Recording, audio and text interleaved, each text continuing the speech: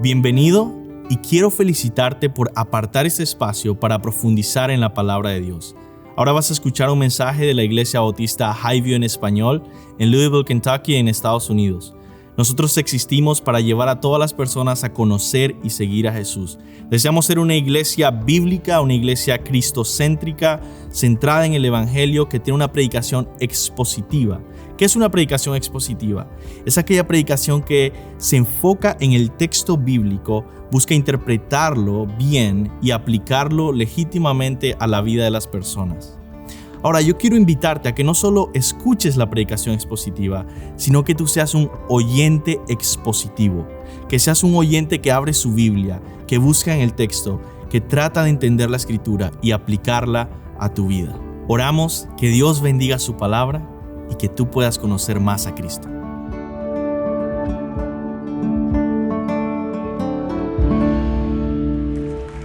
Amén. Pueden sentarse y abrir sus Biblias en Éxodo capítulo 1. Hace un tiempo atrás estuvimos estudiando el libro de Génesis completo. Estuvimos yendo a través de los capítulos de Génesis. Y es un gozo para mí ahora que vamos a estar yendo a través de todo lo que es el libro de Éxodo. Y la razón por la que es un gozo es porque cada vez que yo tengo que enseñar, yo aprendo tanto. Y una de las cosas más difíciles de aprender es aprender del Antiguo Testamento. Así que en esta serie de sermones de Éxodo, yo te animo a que tomes notas todos los domingos. Porque vamos a estar explorando tantas cosas nuevas, ricas del texto bíblico en Éxodo, que tus notas te pueden servir para toda la vida.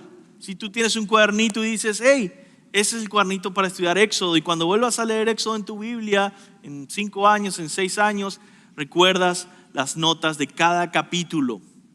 Y eso es algo interesante que hacemos también en estas series que vamos por libros tan grandes del Antiguo Testamento. Éxodo tiene 40 capítulos.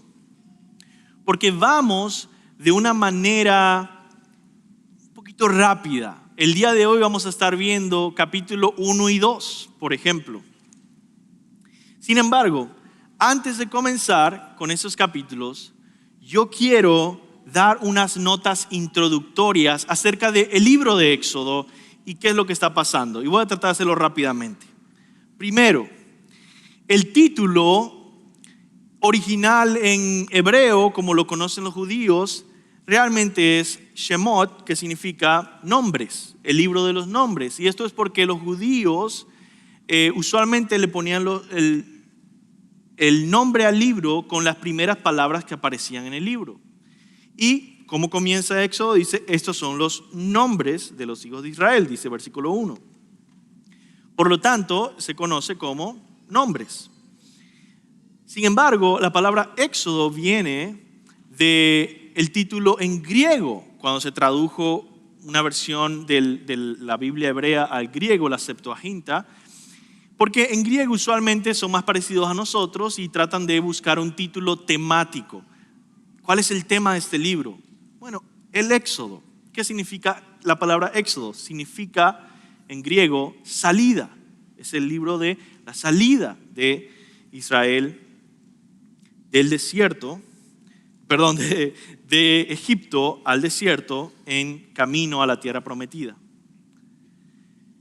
Sin embargo, lo primero que vamos a aprender hoy, que es súper interesante, que debería ir en tus notas, es que es un error pensar que el libro de Éxodo se trata de la salida. La salida de Israel de Egipto es importante, es crucial, es importante no solo para el libro de Éxodo, sino para todo el Antiguo Testamento y para toda la Biblia, sí, es verdad. Sin embargo, el libro de Éxodo no se trata de la salida. El libro de Éxodo se trata de Dios acercándose a su pueblo cada vez más, hasta habitar en medio de ellos. Y yo les quiero mostrar un gráfico en el que vamos a ver todo el libro de Éxodo resumido en un gráfico, y usted va a poder entender por fin todo el libro de Éxodo. La primera parte, los primeros 18 capítulos, tiene que ver con la salida. Entonces lo divido en 3 partes el libro: el rescate, la ley y el tabernáculo. Ahora, el tema que une a todo el libro es Dios acercándose a su pueblo Israel, que está volviendo una nación. La primera parte vemos que es Dios por nosotros. La segunda, Dios sobre nosotros.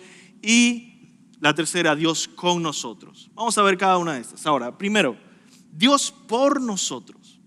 Vemos cómo Dios se acerca para rescatar. Se acerca para rescatar a su pueblo de la esclavitud en Egipto. Sin embargo, el libro no se queda ahí. Como les dije, son 40 capítulos y esos son los primeros 18. Dios no solo se acerca para rescatar y decir, bueno, este pueblo, este grupo de personas tenía un problema, Dios vino, los liberó y les dijo adiós. No. La razón por la que los rescató, si han leído el libro de Éxodo, recuerdan, es para que salgan ¿a qué? A adorarme. Había un propósito de una relación aún más profunda, y eso es lo que vemos en la segunda parte, en el que Dios se acerca aún más para gobernar la vida de su pueblo. Y el libro no termina ahí. No solo Dios está en medio de todas las cosas que tiene que hacer el pueblo en su diario vivir, sino que ahora Dios se acerca aún más en el tabernáculo para vivir y habitar en medio de su pueblo. Y así está organizado todas las tribus de Israel y el tabernáculo de Dios en el medio. Dios se ha mudado en medio del pueblo. Quizá lo puedes entender de esta manera. Vamos a poner que tú estás en un problema, vas al supermercado, viene alguien agresivo y te quiere hacer daño y de repente llega una persona y te salva. Y dice, oh, gracias por ayudarme, por rescatarme del peligro. Sin embargo, esa persona que te rescató, a pesar de que hay una cercanía porque te rescató, ahora la semana siguiente empieza a dirigir tu vida. Y esa persona dice, ¿sabes qué? Sí, te rescaté, pero tienes que vivir así, tienes que vivir así, tienes que vivir así, en cada detalle de tu día. Y dices, wow, está acercándose mucho esta persona, ¿no? Y aún no se queda ahí, sino que la semana siguiente dice, ¿sabes qué? Me voy a mudar a tu casa. Entonces, ¿entienden la diferencia entre, wow, alguien me rescató, qué bueno? Wow, alguien está dirigiendo todo lo que tengo que hacer. Ahora vive conmigo. El tema de Éxodo es que Dios se está acercando a su pueblo para habitar con él. Dios va a volverse su Dios. Su pueblo va a volverse el pueblo de Dios. Y va a haber esta relación de pacto de vida juntos. Ahora, todos estos sucesos sucedieron a más o menos 1500 años antes de la venida de Jesucristo. Entonces estamos hablando de bastante tiempo atrás. Recordemos que Dios ya tenía planeado todo esto que iba a pasar desde la antigüedad. Y eso es otro dato que quiero darte, un dato introductorio. El éxodo no debería haber sido una sorpresa. La esclavitud no debería haber sido una sorpresa. Ni siquiera los 40 años en el desierto debieron ser una sorpresa. Porque si tú vas a Génesis 15, Dios mismo le dice a Abraham, Génesis 15, 12 al 16, a la puerta del sol un profundo sueño cayó sobre Abraham, el terror de una gran oscuridad cayó sobre él, y Dios dijo a Abraham, ten por cierto que tus descendientes serán extranjeros en una tierra que no es suya. Wow. Donde serán esclavizados y oprimidos durante 400 años. Dijo incluso los años que iban a estar en Egipto. Le dijo a Abraham: pero yo también juzgaré a la nación a la cual servirán, a Egipto. Y después saldrán de allí con grandes riquezas. El éxodo, la salida. Tú irás a tus padres en paz, morirás, Abraham, y serás sepultado en buena vejez. En la cuarta generación, ellos regresarán acá, a la tierra prometida, a Canaán. Porque hasta entonces no habrá llegado a su colmo la iniquidad de los amorreos que vivían en Canaán. Quiero darte dos detalles de lo que acaba de decir Dios acá a Abraham. Dos propósitos por el cual Dios lleva a el pueblo de Israel a Egipto. Primer propósito: Dios lleva al pueblo de Israel a Egipto para que se multiplicaran, para que crecieran. Eran un grupo bien pequeño cuando llegaron a través de José, que fue un gobernante de Egipto y les dio entrada, y con gran favor el faraón los recibió. Y cuando salieron 400 años después, eran una gran multitud. Entonces, ese tiempo Dios lo había puesto estratégicamente para multiplicar al pueblo de tal manera que cuando tenían que regresar a Canaán, a la tierra prometida, no vinieran a conquistar Canaán 70 personas, sino que vinieran a conquistar Canaán una nación grande. Y el segundo propósito es que para el momento en que Israel saliera de Egipto a conquistar la tierra prometida en Canaán, todas las muertes en batalla que iban a pasar, todo el desastre que iba a pasar, la guerra, iba a ser el justo juicio de Dios a Canaán. Y no simplemente una nación contra otra nación, sino que era el juicio de Dios contra Canaán. Por eso Dios estaba esperando y aguardando aún más, porque en su paciencia, dice el versículo, hasta entonces no habrá llegado a su colmo la iniquidad de los amorreos. Porque cuando llega a su colmo la iniquidad de los amorreos, el pecado de los que vivían en la tierra prometida, entonces la forma en que Dios los juzgaría sería trayendo entonces a Israel, una nación que conquistaría la tierra, y entonces les juzgaría y acabaría con estos amorreos. Esa es la introducción. En esa serie entonces vamos a abarcar varios capítulos cada domingo. Algunos que otros vamos a tomar algunos pasajes pequeños. Pero estas primeras 3 semanas, comenzando con el capítulo 1 y 2, después el 3 y el 4, vamos a estar enfocándonos, o el libro se enfoca en cómo Dios está levantando a alguien para rescatar a Israel, al libertador Moisés. Y ese es el enfoque. Ahora vamos a tener nuestro sermón del día de hoy. Vamos a orar y vamos a enfocarnos en capítulo 1 y 2. Señor, ayúdanos, Dios, a poder amar tu palabra, deleitarnos en tu palabra, enfocarnos en tu palabra y ser transformados, Señor, y llenos de vida con la vida que viene de tu palabra, porque solo tú tienes palabras de vida. En nombre de Jesús, amén. Este mensaje se titula ¿Dónde estaba Dios? Éxodo 1 y 2. Quizá tú has escuchado esta pregunta. Quizá has tenido una amistad, un familiar o alguien, un compañero de trabajo que ha pasado por una tragedia, o quizá tú mismo has dicho esta pregunta. Hay cosas que son muy difíciles, muy, muy difíciles. Que un hijo se enferme gravemente. Que un esposo o una esposa muera o tenga un accidente. Que tu casa sea destruida de alguna manera. que te quedes sin trabajo. Hay cosas difíciles que ni siquiera puedo mencionar, que me han dicho personas. Y que en medio de su desesperación, de su pobreza, de su crisis y de su confusión de no saber qué hacer, dicen, ¿dónde está Dios?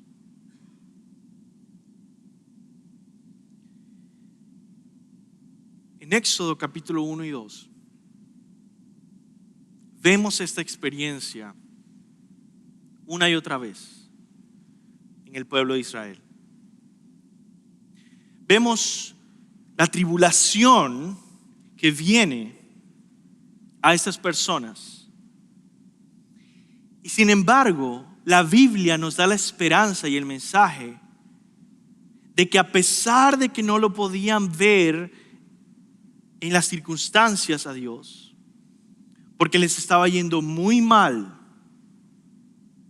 a pesar de eso, la Biblia nos dice que Dios estaba ahí, que Dios estaba obrando. Y estaba obrando por medio de algo que se llama la providencia. La providencia de Dios es un concepto que los teólogos cristianos han llamado así. Y es la forma de Dios de gobernar absolutamente todas las cosas que existen. Desde el movimiento de las estrellas y los planetas hasta el movimiento de las partículas de polvo que tú ves cuando se abre la puerta. Cada detalle de la existencia está siendo gobernada por Dios, pero está siendo gobernada de una manera en el que parece que Dios está obrando detrás de la cortina. No es como que ves la mano de Dios haciendo eso. Y por eso cuando hablamos de la providencia de Dios o que Dios está obrando de una manera providencial en la vida, estamos hablando de que Dios está obrando a pesar de que no es explícito. Pero sabemos que fue Dios. Y esa doctrina es tan importante para pasar por las tribulaciones. Para cuando tú te preguntas, ¿y dónde estaba Dios? La providencia de Dios es una enseñanza segura, es una roca que nos sostiene, que dice, Él estaba aquí, Él es sabio, Él es bueno y Él está obrando todas las cosas para nuestro bien. Romanos 8:28. El punto central del mensaje de hoy se podría resumir de la siguiente manera: aún en medio de la tribulación de su pueblo, la providencia de Dios está obrando a su favor. Aún en medio de la tribulación de su pueblo, la providencia de Dios está obrando a su favor. Es decir, aún cuando nos va mal, Dios está obrando el bien. Aún cuando nos va mal, Dios está obrando el bien de su pueblo. Eso es una aclaración muy importante. La promesa de Romanos 8:28 de que todas las cosas ayudan para bien es una promesa dada a la iglesia, no a todas las personas. Esos dos temas entonces están entrelazados en estos dos capítulos. Por un lado la tribulación y por otro lado la bondad indetenible de la providencia de Dios que bendice a su pueblo y los protege en medio de su tribulación. Entonces, vamos a ver 3 puntos y reflexionar en este mensaje que les dije, este mensaje principal, a través del capítulo 1 y 2. Estos son los 3 puntos. Primero, vemos tribulación y providencia en la experiencia de los israelitas. Segundo, vemos tribulación y providencia en la experiencia de la familia de Moisés, en los padres de Moisés. Y tercero, vemos tribulación y providencia en la vida de Moisés mismo. Vamos a comenzar con el primero. Tribulación y providencia en los israelitas. Si puedes ver en tu Biblia, te pido que estés viendo el texto. Ha sido tan enriquecedor para mí poder estudiar a profundidad ese texto y ver cosas que nunca había visto antes. Vamos a leer desde el principio. Dice el versículo 1. Estos son los nombres de los hijos de Israel que fueron a Egipto con Jacob. Cada uno fue con su familia. Rubén, Simeón, Leví y Judá, Isaacar, Zabulón y Benjamín, Dan, Neftalí, Gad y Aser. Todas las personas que descendieron de Jacob fueron 70 almas. Pero José estaba ya en Egipto. Y murió José y todos sus hermanos y toda aquella generación. Pero los israelitas tuvieron muchos hijos y aumentaron mucho y se multiplicaron y llegaron a ser poderosos en gran manera, y el país se llenó de ellos. Vamos a enfocarnos en ese texto primero, versículos 1 al 7. Israel disfrutó en ese primer periodo una prosperidad y paz envidiable en Egipto. Ellos, si recuerdan bien, se habían asentado en la zona o en la ciudad de Gosén o Goshen. Dice Génesis 47:11, en la tierra de Egipto, en lo mejor de la tierra, en la tierra de Ramsés. Génesis 47:11. Esa tierra, la tierra llamada Gosén o la tierra de Ramsés, fue tan próspera que se escribieron antiguos poemas egipcios sobre ella. Y uno de esos poemas antiguos que se conserva hasta el día de hoy dice así: lleno de alimentos y provisiones, el sol se levanta en su horizonte y se levanta ahí. Todos los hombres han dejado sus tierras para asentarse ahí. Su castillo es como el horizonte del cielo. Está hablando de esa ciudad de Ramsés.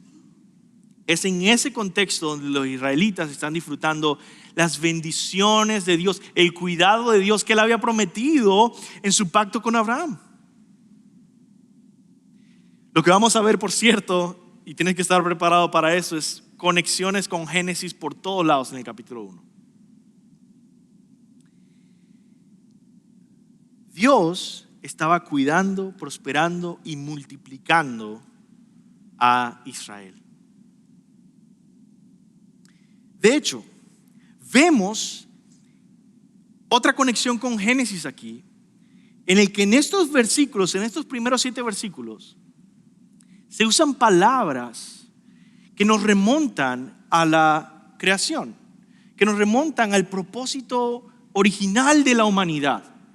Porque recuerden que Dios lo que está haciendo con el pueblo de Israel es trayendo la salvación, la redención a la humanidad, trayendo la simiente de la mujer, de la promesa que iba a aplastar la cabeza de la serpiente y apuntando hacia el plan que tienen ahora en Cristo, en la iglesia y en el futuro, en la nueva creación, de una nueva humanidad redimida que retoma y cumple su propósito. ¿Cuál era el propósito de la humanidad que Dios le dio? Ser imagen de Dios. ¿Qué significa eso? Dice dominar y sojuzgar la tierra, multiplicarse y llenarla. Está hablando de ser imagen de Dios, es glorificar a Dios en toda su existencia, en su forma de tratar a otros, en su forma de labrar el campo, en la creatividad en la que construían y sojuzgaban la naturaleza. Todo mostraba la gloria de Dios, y que esa gloria de Dios, a través de las imágenes que Dios había hecho, imágenes vivas, los seres humanos, se multiplicara y llenara toda la tierra, para que en toda la tierra se glorificara el nombre de Dios, y en toda la tierra se temiera a Dios, y en toda la tierra Dios fuera exaltado. Ese es el propósito original de la humanidad. Pero los seres humanos pecaron. Y al pecar se robaron esa gloria de Dios. Buscaron gloria para sí mismos y ser sabios, ser como Dios. Pero ahora Dios está apuntando a esta redención en Israel. Y comienza conectándolo con el diluvio. En la época de Noé hay muchas conexiones con el diluvio en el capítulo 1. Primero está el número 70 aquí en el versículo 5.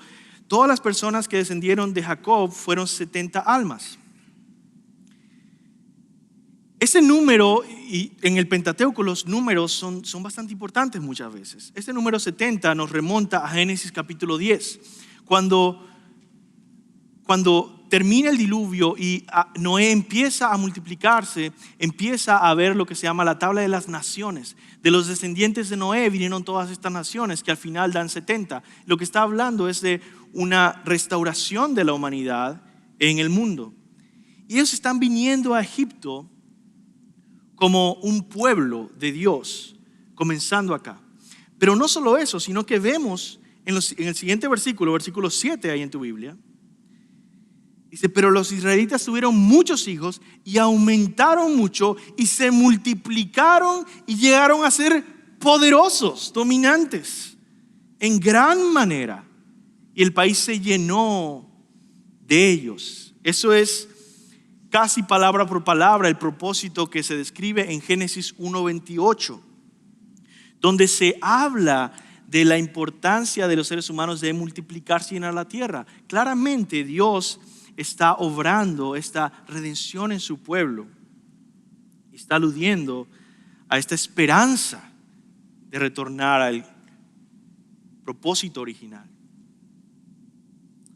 Ahora, en la multiplicación de Israel vemos huellas o destellos del propósito original de Dios para la humanidad, como dije. También vemos lo que Dios le dijo a Abraham en Génesis 12. La bendición de su descendencia llegaría a ser bendición a todas las familias de la tierra. Desde muy temprano en la Biblia vemos que el plan de redención y restauración de Cristo va avanzando poco a poco de una manera progresiva y unificada, contando la historia de la redención de la humanidad. Y cómo a través de este pueblo todas las naciones iban a ser benditas. Vemos por eso también que estaban prosperando, por el pacto que Dios hizo con Abraham.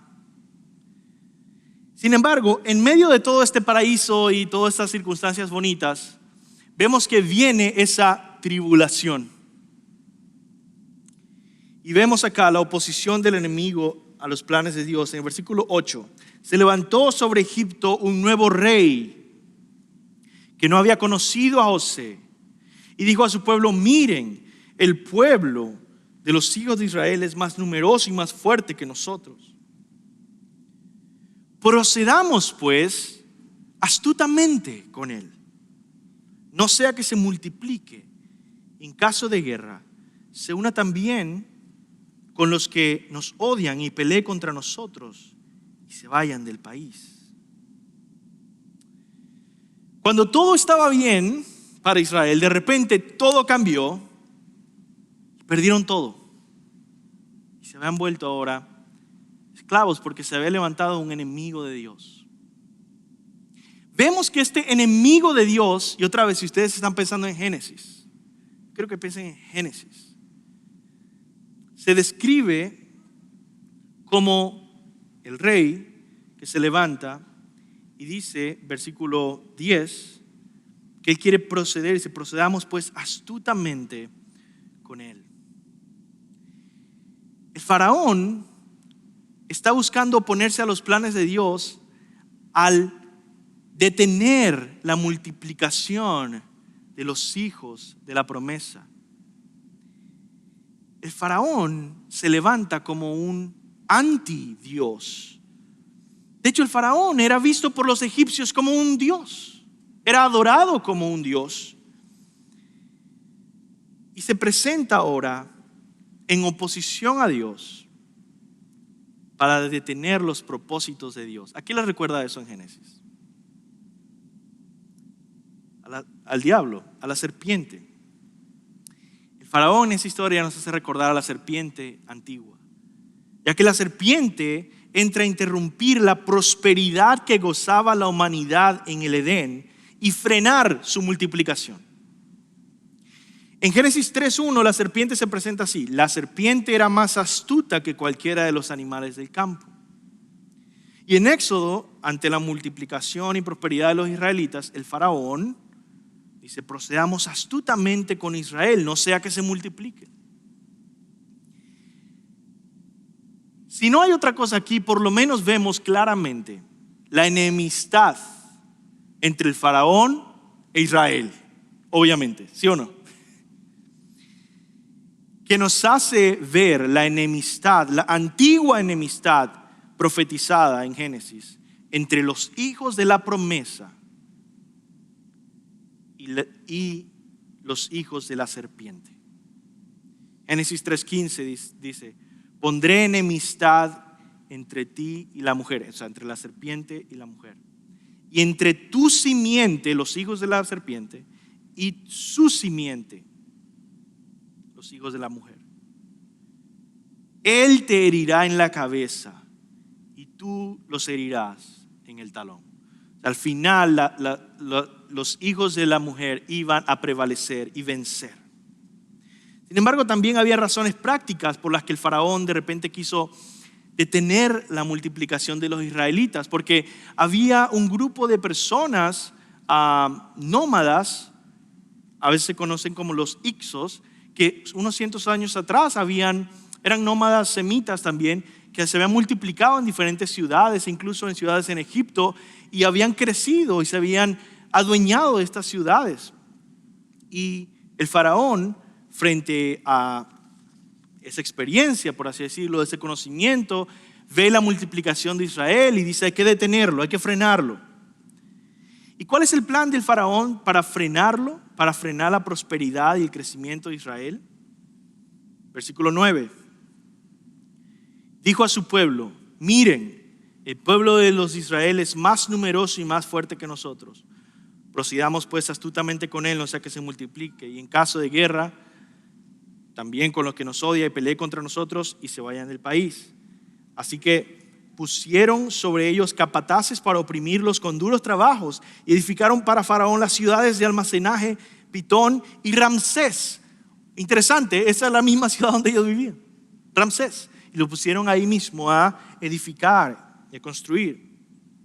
Pero en cuanto más los oprimían, más se multiplicaban y más se extendían. De manera que los egipcios llegaron a temer a los israelitas. Los egipcios pues obligaron a los israelitas a trabajar duramente y les amargaron la vida con dura servidumbre en hacer barro y ladrillos y en toda clase de trabajos del campo, y todos sus trabajos se les imponía con rigor. El gobierno egipcio entonces había movilizado para esclavizar a los israelitas.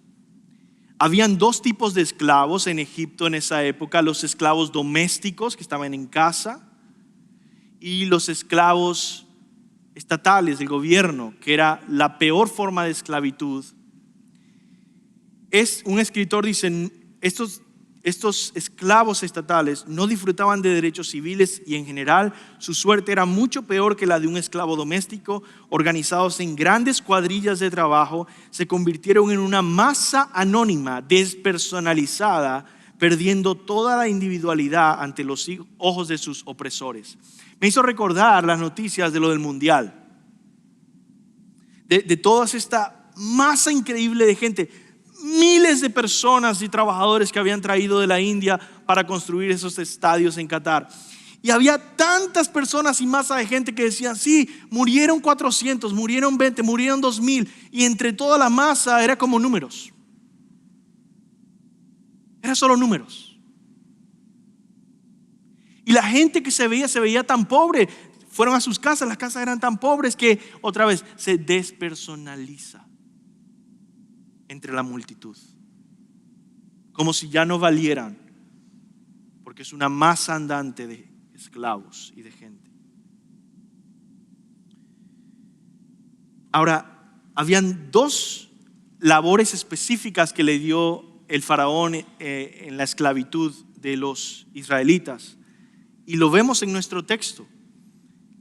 Les dio el trabajo de la construcción y el trabajo de la agricultura, de lo cual sabemos en el antiguo Egipto eran trabajos bastante duros. Versículo 14 dice esto: les amargaron la vida con dura servidumbre en hacer barro y ladrillos y en toda clase de trabajos del campo. Todos sus trabajos imponían con rigor. Y sin embargo, a pesar de eso, el faraón no logra su meta, sino que lo contrario sucede y se multiplican aún más. Porque en la tribulación, donde parece que Dios no está presente, donde parece que todo se ha ido abajo, donde parece que todo se perdió y hemos sido abandonados, la providencia divina de Dios está cuidando y haciendo el bien. Porque cuando les va mal, Dios está haciendo el bien.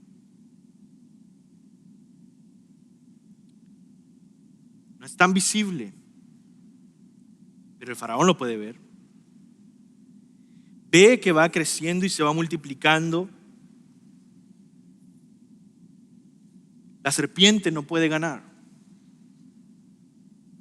Esto nos lleva a entender que los planes de Dios no podían ser detenidos por el dios egipcio, el faraón. La serpiente no podría detener a Dios. Su providencia continuaba obrando en medio de la tribulación y su bendición aumentaba aun cuando el faraón los maldecía. En medio de todo eso, Dios tiene un propósito. Israel no podía quedarse en Gosén. Y para terminar este punto sobre Israel y ir a los padres de Moisés, piensa en esto. ¿Será que Dios tenía algún propósito con que todas estas cosas malas le pasaran a los israelitas? ¿Por qué no pudo simplemente Dios haberlos sacado de un día para otro a los israelitas? Y mientras me ponía a pensar en esto, decía, ¿sabes qué? La tierra donde vivían los israelitas, la bendición que disfrutaron, la prosperidad que había, era mucha. Y por lo tanto los israelitas ya no querían el plan de Dios de regresar a ir a conquistar una tierra llena de enemigos. No. Podían quedarse en Gosén y gozarse. En la ciudad de Ramsés y quedarse enamorados de Egipto. Pero Dios les daría una tierra para ellos. En medio de tantas tribulaciones, Dios estaba obrando providencialmente, escucha esto, el desencanto de Israel por Egipto y de Egipto por Israel, para sacarlos de ahí y llevarlos a la tierra que Dios les prometió. Y esto me hace recordar que en toda la Biblia, el libro de Éxodo y la narrativa de la salida es usado como una metáfora en toda la Biblia para entender los planes de Dios para nosotros, y especialmente en el Nuevo Testamento. Cuando en Hebreos nos dice que somos peregrinos, está hablando de Éxodo. Y Egipto se usa en los escritores bíblicos muchas veces para hablar de este mundo. Por lo tanto, esto se aplica a nosotros. A veces nos encantamos tanto con los bienes de este mundo, con las comodidades de Egipto, que no recordamos, tenemos una ciudad celestial. Y esa ciudad celestial, el camino no es fácil, sino que hay que ir como en una conquista, peleando y batallando hasta llegar a la meta de la tierra que Dios nos ha prometido. Y esa batalla es la vida cristiana. Y es a través de ese desierto que pasamos. Los que han leído el famoso libro del Progreso del Peregrino, es casi una copia exacta de la narrativa de Éxodo. ¿Por qué? Porque esta narrativa de Éxodo es el paradigma que nos ayuda a entender la dinámica de la vida cristiana. Y quizá muchas veces las cosas malas que te pasan probablemente están obrando también un desencanto por este mundo y un anhelo por tu patria celestial, que es mucho mejor, que es la tierra donde fluye la leche y la miel. Entonces, para los israelitas todo había cambiado. Experimentaron abundancia, pero luego todo cambió. La persecución y la esclavitud los arruinó. Ahora vamos a ver el segundo punto, la tribulación y providencia en los padres de Moisés. Porque empezamos a ver que esto afectaba también familias. Entonces vamos de lo más general, del pueblo, a la familia de Moisés y luego a Moisés. Versículo 15 dice: el rey de Egipto habló a las parteras de las hebreas, una de las cuales se llamaba Cifra, que significa hermosa, y la otra Púa, que significa retoño fragante. Y les dijo: cuando estén asistiendo a las hebreas a dar a luz y las vean sobre el lecho de parto, si es un hijo, le dará muerte, pero si es una hija, entonces vivirá. Algo interesante en este texto es que aún ni siquiera se ha mencionado el nombre de Moisés. No se menciona el nombre de cuál era el faraón. Hay muchos faraones, no se mencionó cuál era el nombre del faraón. Nunca se menciona. Pero se mencionaron estos dos nombres. Esos dos nombres que iban a quedarse por todas las generaciones para ser recordados en la palabra de Dios. Y es porque la verdadera importancia es la que Dios ve y la que Dios otorga, no la que el mundo da. El faraón tenía toda clase de estatuas, toda clase de monumentos, toda clase de siervos que alababan su nombre. Y nadie sabe quién es el día de hoy. Nadie sabe quién fue ese faraón. Su nombre fue olvidado para siempre. Su grandeza era ilusoria y desapareció. Pero estas humildes mujeres que temieron a Dios, como vamos a ver, sus nombres quedaron grabados en el único libro que Dios ha escrito para toda la eternidad. Ellas desobedecieron a la orden del faraón por un compromiso moral de que no podían matar bebés. Dice el versículo 17: las parteras temían a Dios y no hicieron como el rey de Egipto les había mandado, sino que dejaron con vida a los niños. El rey de Egipto hizo llamar a las parteras y les dijo: ¿por qué han hecho eso?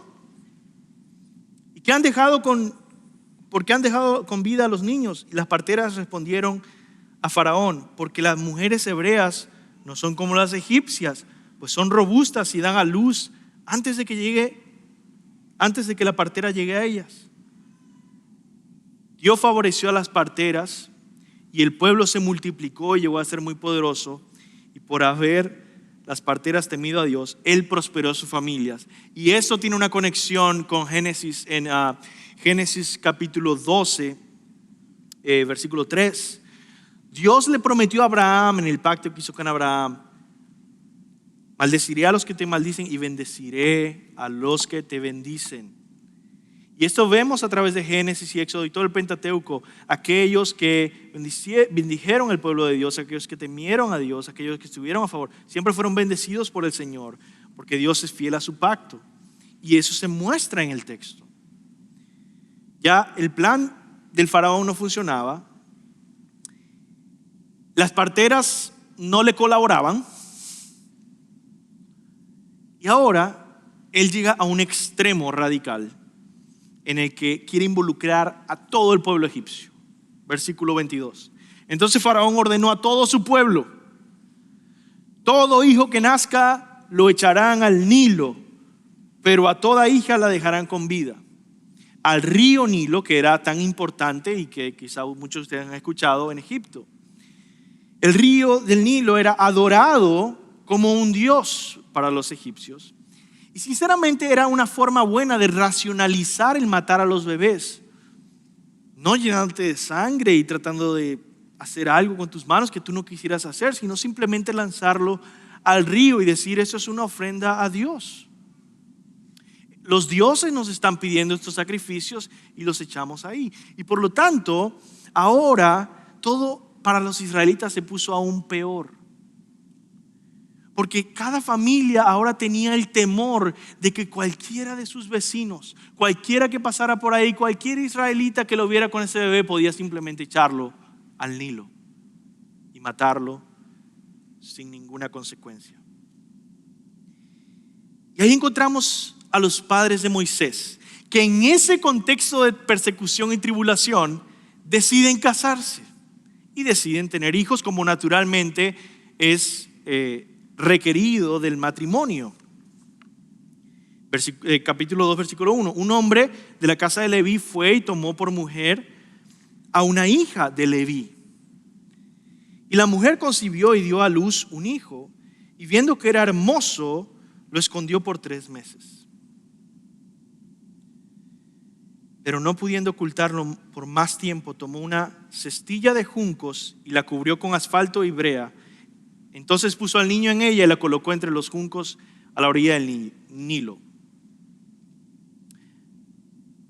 Algunas cosas que quiero mencionar acá. Primero, interesante que habla de que vienen de la tribu de Leví los dos. Para los que han estudiado la Biblia entienden que la tribu de Leví es muy importante en el futuro después, porque todos los sacerdotes vendrían de la tribu de Leví. Pero todavía no ha pasado eso. Hasta ahora vamos en la historia donde la tribu de Leví es simplemente uno de los hijos de Jacob. Y vemos una conexión aquí interesante. Yo decía, vamos a ver, cada vez que yo trato de ver aquí en el Pentateuco, antes de que se establezcan las tribus, ¿qué relación tiene cada tribu? Puedo ir a Génesis 49, donde Jacob da bendiciones a cada uno de los hijos. Y a través de eso muchas veces predice, por así decirlo, el futuro, profetiza a través de los hijos. Por ejemplo, cuando Jacob bendice a la tribu de Judá, profetiza en el capítulo 49 de que el Mesías vendría de ahí, un rey poderoso que gobernaría. ¿Qué profetiza ya que Moisés vino de la tribu de Leví? ¿Qué le dijo Jacob a Leví y a Simeón juntos? Porque están juntos en la profecía. Básicamente los regañó y no les dijo cosas bonitas. ¿Por qué? Porque la espada había estado con ellos. Miren lo que dice, vamos a leerlo. 49, versículo 5, Génesis 49, 5. Simeón y Leví son hermanos, sus armas instrumentos de violencia. En su consejo no entre mi alma, en su asamblea no se una mi gloria, porque en su ira mataron hombres y en su terquedad mutilaron bueyes. Maldita su ira porque es feroz y su furor porque es cruel. Es interesante porque la razón por la cual Leví y Simeón mataron a muchas de estas personas que mataron fue porque esos hombres habían violado a su hermana. Es decir, había una ira justa, o mejor dicho, una ira por la injusticia que se había cometido, y ellos planificaron para vengarse de todos ellos y los mataron. ¿Qué vemos que sucede con Moisés más adelante? Precisamente esto. La indignación de la injusticia de ver al egipcio oprimiendo al hebreo, y él planifica, vamos a ver cómo planifica matar a este hombre. También vemos acá algo muy importante y muy interesante, una conexión con el arca de Noé. Llegó el día en que ya no podían esconder más al niño Moisés. Por cierto, todavía no tenía ese nombre. No dice que le habían puesto nombre. El día de que después de 3 meses ya era imposible esconder al niño. Y los padres decidieron dejarlo a la providencia de Dios. Y decidieron poner al bebé en esta cesta o canasta y ponerlo en el Nilo. Algo interesante aquí conectado con el arca de Noé es que en hebreo la canasta es la palabra tevá, que significa arca. Esa palabra se usa solamente una vez más en la historia de la Biblia, y es en la historia del diluvio. En todo el capítulo del diluvio, cada vez que menciona la palabra arca, en capítulo 9, capítulo 7 de Génesis, está usando esa palabra tevá. Y luego aparece aquí y ya no aparece más. Entonces algunos estudiosos dicen que así como Noé fue puesto en un arca y salvado de la muerte universal que vino sobre el mundo, el arca de Noé, así Moisés fue puesto en una pequeña arca y salvado del decreto de muerte a todos los niños israelitas. ¿Y qué sucedió? Que la hermana del niño, dice el versículo 4, se puso a lo lejos para ver qué le sucedería. Cuando la hija del faraón bajó a bañarse al Nilo, mientras sus doncellas se paseaban por la ribera del río, vio la cestilla entre los juncos, el arca entre los juncos, y mandó a una criada suya para que la trajera. Al abrirla vio al niño y oyó que el niño lloraba, le tuvo compasión y dijo: este es uno de los niños hebreos. Y aquí vemos la providencia de Dios en medio de la tribulación para los padres de Moisés. Dios es tan bueno y muestra su cuidado y su protección de una manera tan increíble acá, que no solo le salvó la vida al niño que pusieron en una pequeña canasta en el río del Nilo. No solo le salvó la vida al niño, sino que Dios hizo que el niño regresara a los brazos de su madre y que ella lo criara y que ella lo nutriera y que sus hermanos y su padre estuviera con él hasta que ya creció, y así conocerle y poder tener una relación con ellos. A tal punto Dios favoreció a esta familia en su providencia. Dice versículo 7. Entonces la hermana del niño dijo a la hija del faraón: ¿quiere que vaya y llame una nodriza de las hebreas para que críe al niño? Sí, ve, respondió la hija del faraón. La muchacha fue y llamó a la madre del niño. Y ojo, aquí hay un detalle interesante. La hija del faraón le dijo: llévate a ese niño y críamelo, y yo te daré tu salario. No solo vas a terminar, este niño va a regresar a tus brazos, sobrevivió, vas a criarlo, pero te voy a dar dinero también. La mujer tomó al niño y lo crió, dice el versículo. Hermanos, es en medio de esa tribulación y de esa crisis y de esa angustia que vemos la providencia de Dios obrando su bondad, y Él merece la alabanza. Yo quiero que, aunque sea por 10 segundos, tú trates de recordar cómo Dios ha estado contigo todos estos días, todos estos años para algunos de ustedes, y nunca te ha dejado. Y aún así, no le glorificamos, no le honramos muchas veces. Consideremos ahora, después de ver la providencia bondadosa de Dios en medio de la tribulación de Israel y ahora en medio de los padres de Moisés, vamos a terminar con el último punto, y la tribulación y providencia en la vida de Moisés.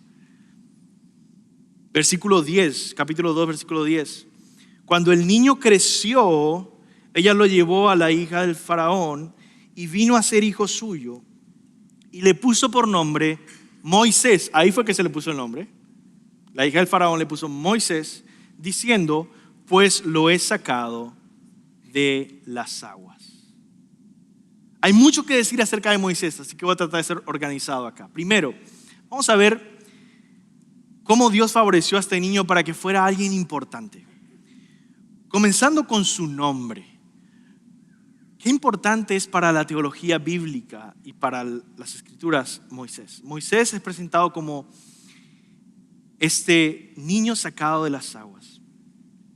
La palabra Moisés, se la puso la hija del faraón, es egipcio, pero la misma palabra suena como una palabra hebrea también, y por lo tanto el nombre tiene dos significados. En egipcio significa hijo. Moisés significa hijo. Pero en hebreo, que es el significado que el autor pone acá, dice, le puso Moisés, pues lo he sacado de las aguas. En hebreo significa sacado de aguas o aquel que saca del agua. Como la Biblia hace muchas veces, el nombre de Moisés está relacionado con su futuro. Él sacará al pueblo de las aguas hacia la tierra. Y estos dos significados, sacado de las aguas y aquel que saca del agua,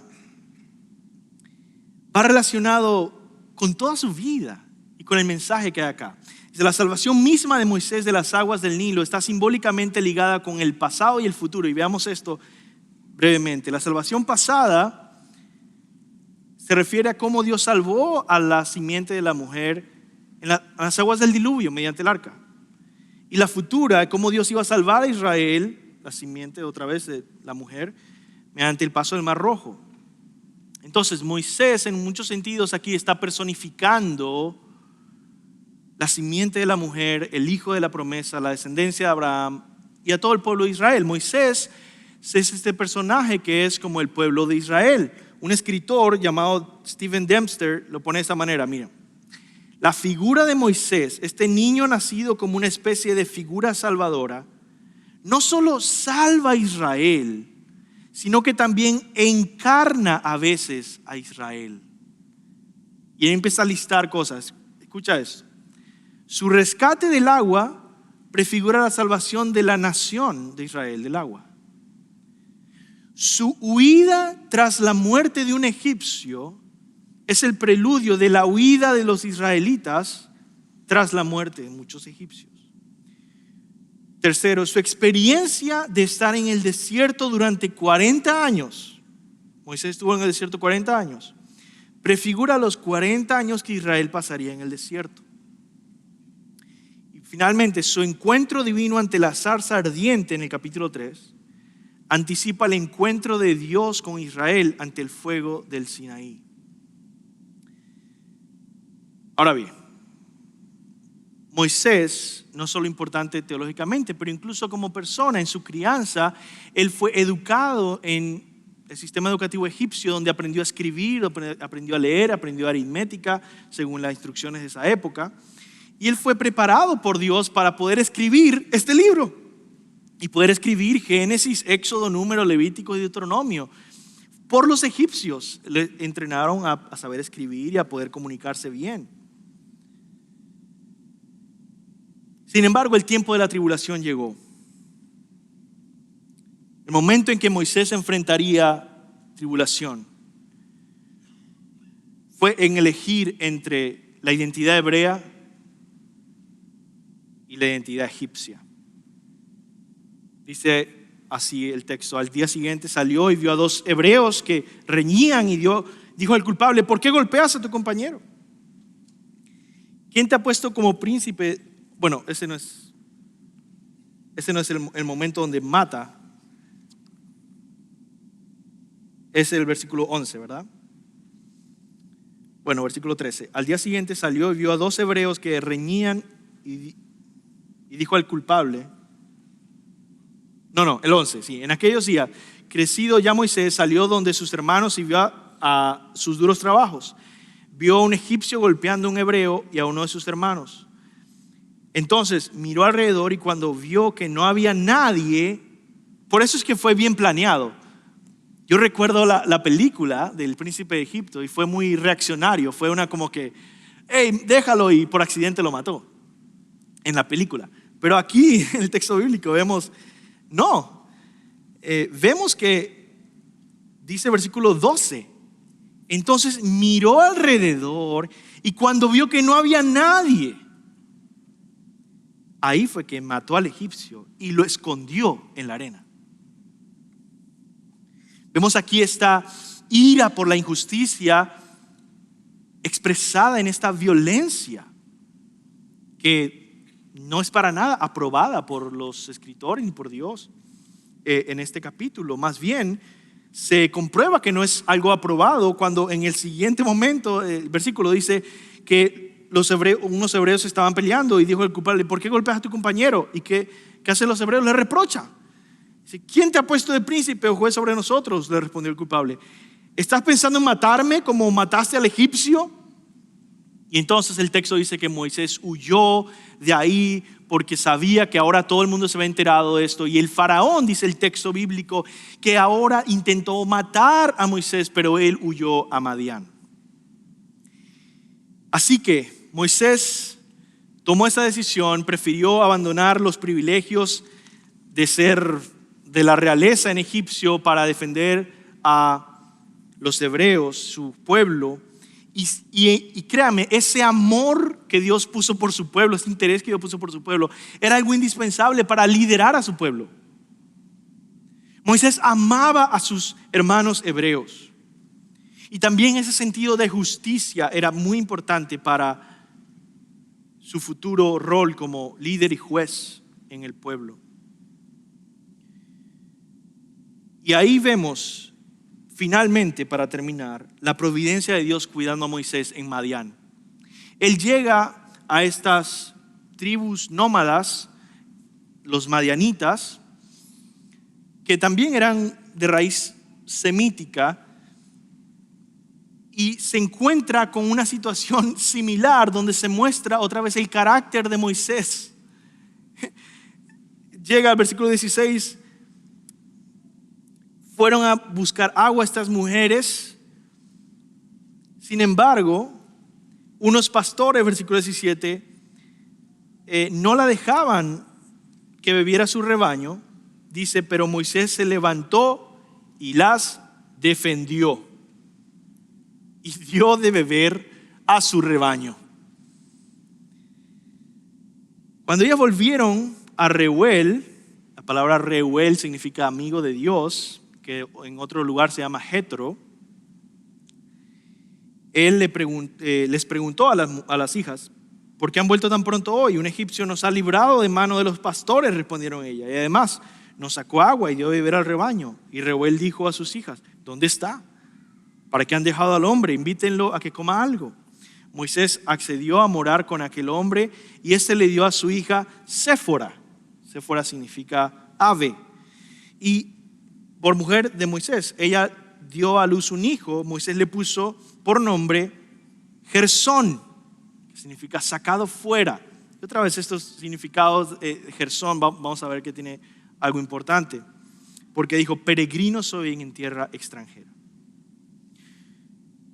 Entonces Dios cuidó de Moisés, Dios le dio ahora un hogar, le dio una esposa, le dio un hijo, y Moisés aún no se imaginaba su futuro. Pero incluso a través del nombre que Moisés eligió para su hijo, Dios ya estaba apuntando lo que él iba a hacer para sacar fuera, que significa Gersón, sacar fuera a Israel de Egipto.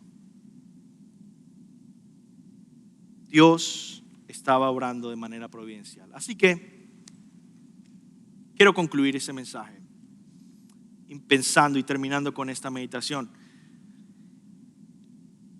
¿Cómo podemos aplicar esto que hemos aprendido a nuestras vidas? Aún en medio de la tribulación de su pueblo, la providencia de Dios está obrando a su favor. Y si tú eres parte de su pueblo, aún cuando te esté yendo mal en este momento, no sé qué clase de dificultad estás pasando, la providencia de Dios está obrando a tu favor.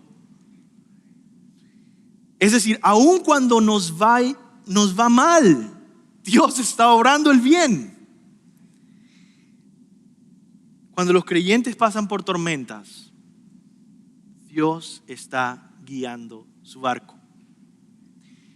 Cuando el pueblo no sabe qué hacer, Dios está ahí.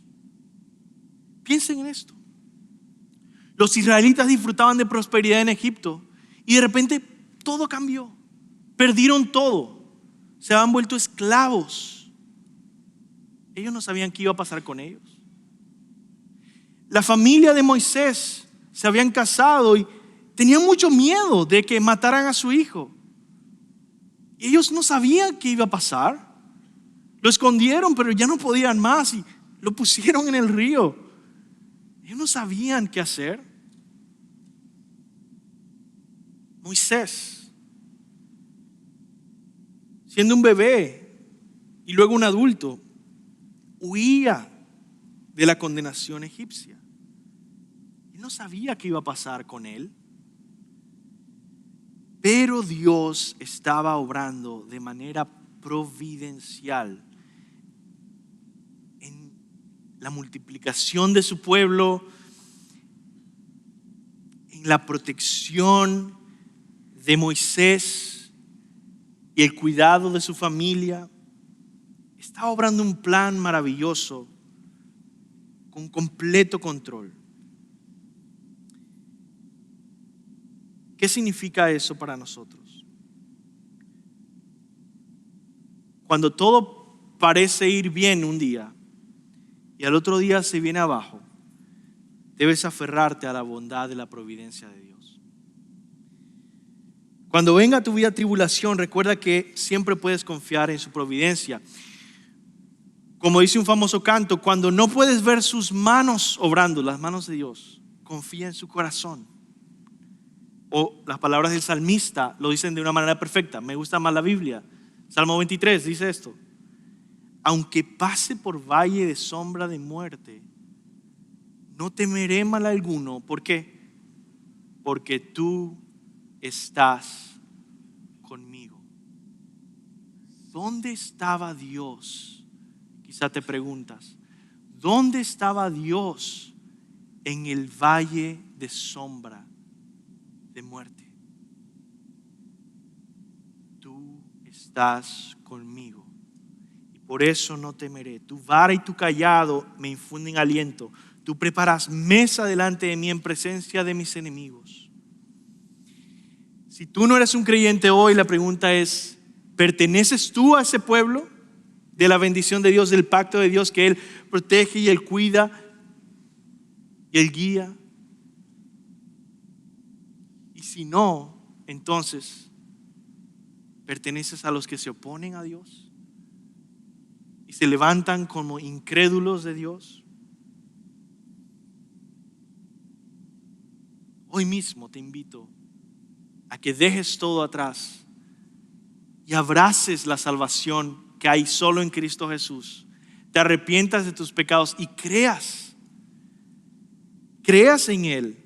Dejes tu vida a un lado y te entregues por completo a Jesucristo y te bautices en su nombre y te unas a su iglesia y Él te recibirá hoy en su pueblo. Jesús te recibirá en su rebaño y como parte de sus discípulos. Y si ya eres pueblo de Dios, si ya eres rebaño de Jesús, confía en Él. Como el gran predicador inglés Charles Spurgeon expresó, él escribió esto: el mundano bendice a Dios mientras éste le dé en abundancia, pero el cristiano lo bendice aun cuando sea golpeado, porque el cristiano cree de corazón que Dios es demasiado sabio para errar y demasiado bueno para ser cruel. Por eso él confía en Dios aun donde no puede verlo. Lo admira en la más oscura hora y cree que todo está bien. Sabemos que para los que aman a Dios, todas las cosas cooperan para bien. Esto es, para los que son llamados conforme a su propósito. Vamos a orar. Señor, te pido en el nombre de Jesús que tú seas obrando en nosotros un amor por tu palabra, una pasión y una renovación de amor por tu escritura, y que estés usando la escritura, Señor, para alimentar nuestra fe, porque la fe viene por el oír y el oír la palabra de Cristo. Y que seamos una iglesia fortalecida y nutrida con tu palabra y que podamos confiar en medio de la tribulación de que tú eres bueno porque tu palabra nos ha enseñado bien y caminamos en la verdad. Oh Señor, ayúdanos a creer lo que tú dices, que tú eres nuestro Padre, que tú nos cuidas, que tú nos amas y que tú ciertamente nos llevarás a casa con éxito. En el nombre de Jesús.